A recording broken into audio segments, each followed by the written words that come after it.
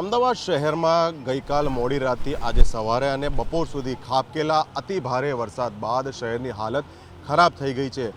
હાલના સમયે વરસાદે વિરામ લીધો છે અથવા તો અત્યંત ધીમો થઈ ગયો છે, પરંતુ વિવિધ વિસ્તારોમાં સર્જાયેલી પરિસ્થિતિનો ગ્રાઉન્ડ ઝીરો રિપોર્ટ ઝી 24 કલાકની ટીમ બતાવી રહી છે। જે અંતર્ગત આપ જોઈ શકો છો મણિનગર વોર્ડ છે અને ભુલાભાઈ તરફથી મિલ્લતનગર તરફ જવાનો આ જે માર્ગ છે, ઈશ્વર પાર્ક કોઓપરેટિવ હાઉસિંગ સોસાયટી અને રોડ પરના દ્રશ્યો આપ જોઈ શકો છો કે રોડ તો જોવાઈ જ નથી રહ્યો, ફક્ત ને ફક્ત પાણી છે। અને આગળની તરફ આપ જોઈ શકો છો જે લોકોને ફરજિયાત પોતાના ઘરે આ જ માર્કેટથી જવું પડે તો તેમની શું હાલત છે।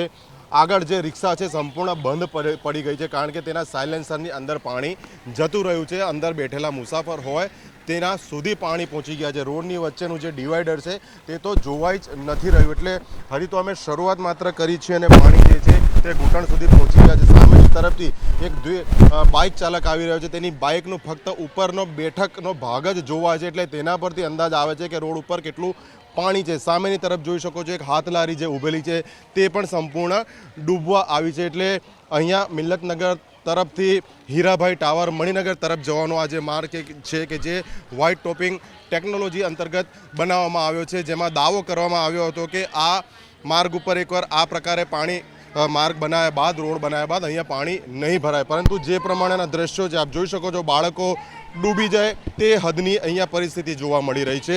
અને હું જ્યારે ધીમે ધીમે આગળ વધી રહ્યો છું તો મારા ઘૂંટણ કરતાં પર ઉપરના પાણી પહોંચી જ ચૂક્યા છે। સામેની તરફના જે દ્રશ્યો છે, જે વાહનો આવી રહ્યા છે, પછી તે દ્વિચક્રી વાહન ચાલક હોય કે પછી ફોર વ્હીલર હોય, એટલે જે પ્રમાણેની સ્થિતિ અહીંયા જોવા મળી રહી છે, ફક્ત ને ફક્ત સરોવરના દ્રશ્યો જોવા મળી રહ્યા છે।